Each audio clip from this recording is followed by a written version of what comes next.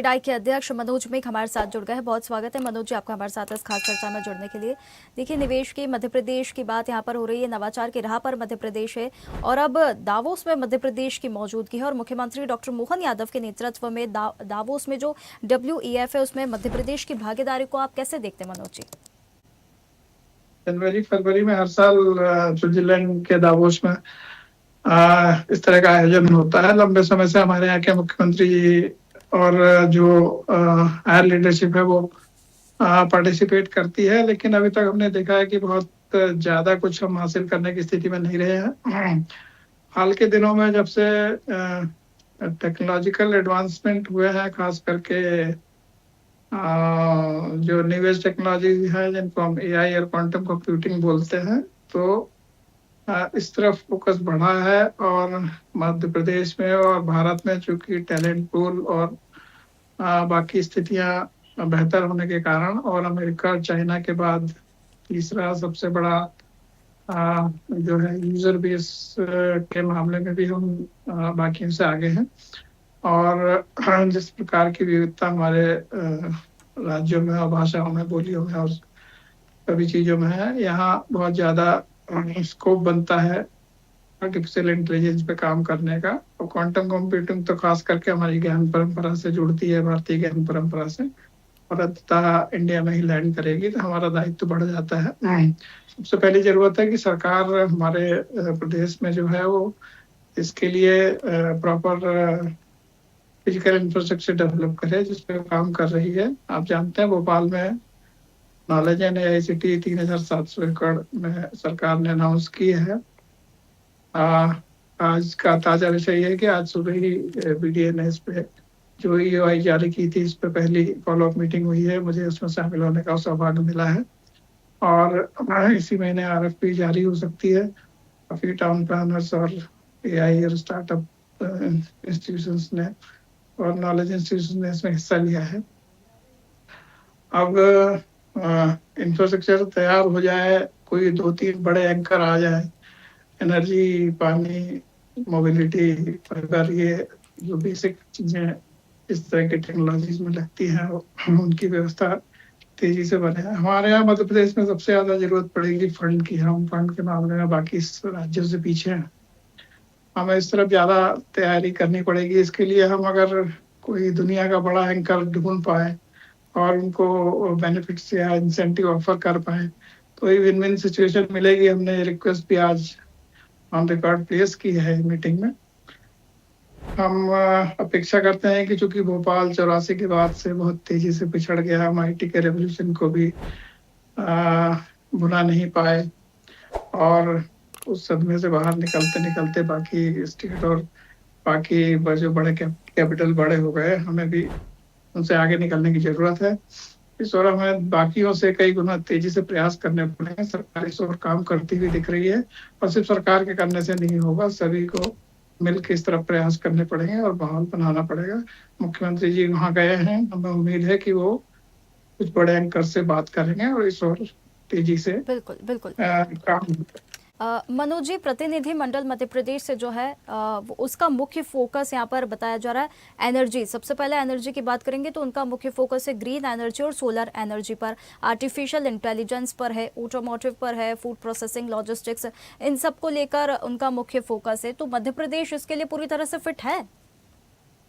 निश्चित रूप से यही हमारी यूएसपीज है। ठीक है, ग्रीन एनर्जी पे हम तेजी से काम कर रहे हैं। आप जानते हैं कि हम कर्क रेखा पे स्थित राज्य हैं, यहाँ पे सूरज की किरणें सीधे पड़ती हैं। हम सोलर का खूब लाभ ले सकते हैं, ले रहे हैं। मौसा बाबई में ढेरों जो है वो सोलर प्लांट और रिन्यूएबल एनर्जी के प्लांट खुल रहे हैं।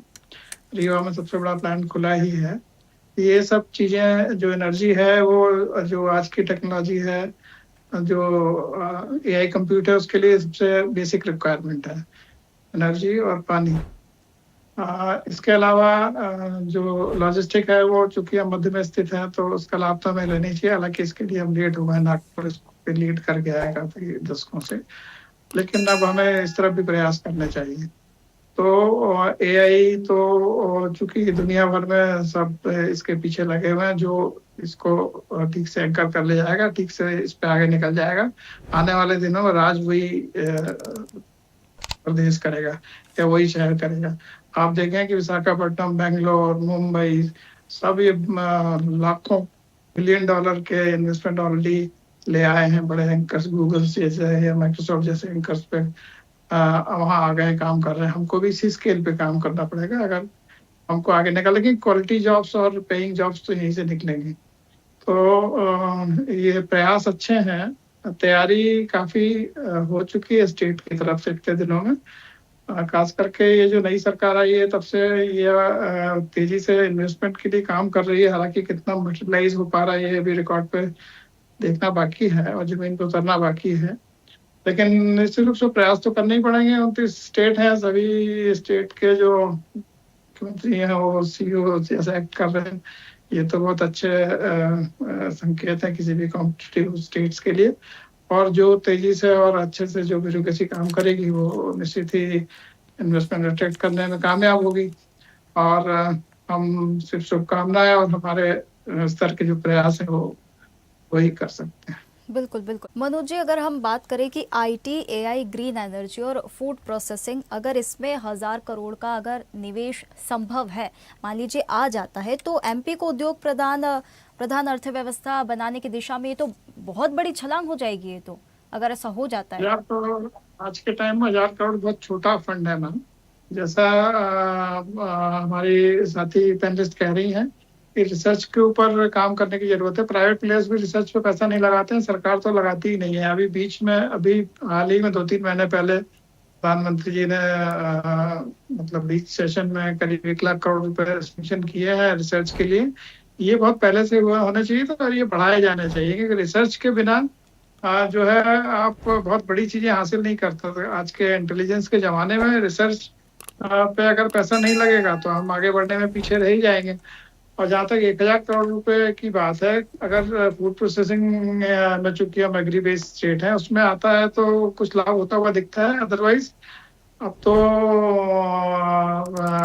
मिलियन डॉलर, बिलियन डॉलर की बात होती है, इससे नीचे में कोई फंड काम करता नहीं है। जिस हिसाब से ग्लोबल लेवल पे स्केलिंग हुई है, अब छोटे स्केल पे बड़े प्लेयर आना ही नहीं चाहते हैं और जो लोकल प्लेयर हैं वो ग्लोबल लेवल पे कॉम्पिटिटिव हो नहीं पाते हैं। इसीलिए बड़े फंड की जरूरत हमेशा पड़ेगी। इसमें सरकार, प्राइवेट प्लेयर्स, ग्लोबल प्लेयर्स सभी को मदद करनी पड़ेगी। उसके लिए हमारा जो उद्देश्य होना चाहिए वो ये होना चाहिए कि हम फैसिलिटेटर बने उनके लिए और हमारे पास जो भी संसाधन उपलब्ध हैं उनको किफायती दरों में उपलब्ध कराएं, जिससे जो आगे के लिए एक इन्वेस्टमेंट है और आने वाले दिनों में उससे हम क्या लाभ ले सकते हैं, इसको देखते हुए विन-विन सिचुएशन को समझें और आज के तारीख में जो निवेश करेंगे हम आने वाली पीढ़ी के लिए लाभ दे पाएंगे। बिल्कुल। इस देखिए, हम लगातार इन्वेस्टर्स को मनोज जी अपनी ओर आकर्षित करने के लिए तो काफ़ी सारे प्रयास भी कर रहे हैं। मुख्यमंत्री भी काफ़ी सारे यहाँ पर प्रयास करते नजर आ रहे हैं। भविष्य की अगर हम तस्वीर को अगर हम देखें तो अगले 5 से 10 सालों में आप मध्य प्रदेश को कैसे देखते हैं?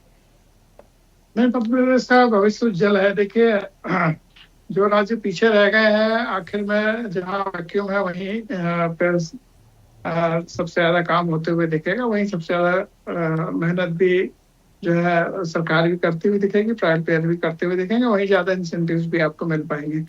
मध्य में होने के कारण, भौगोलिक स्थिति में बेहतर होने के कारण और ठीक ठाक टैलेंट पूल और एजुकेशन और नॉलेज इंस्टीट्यूशंस होने के कारण एडेड एडवांटेज तो मध्य प्रदेश के साथ है ही। हमें बाकी जो प्रोग्रेसिव स्टेट हैं उनके जैसी पॉलिसीज लेनी पड़ेगी। केंद्र सरकार से ये उम्मीद रखनी पड़ेगी कि जितना सपोर्ट गुजरात और महाराष्ट्र को वो देते हैं और उतना ही हमें भी मिले तो हम निश्चित रूप से आगे बढ़ने में सक्षम हैं।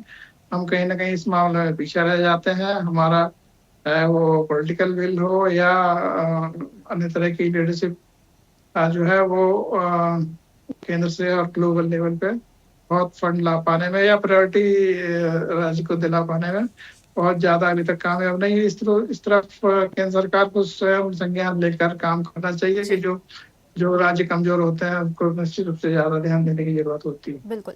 मध्यकाल की इस खास चर्चा में इतना ही। आप देखते रहिए स्वदेश न्यूज, सबसे पहले देश।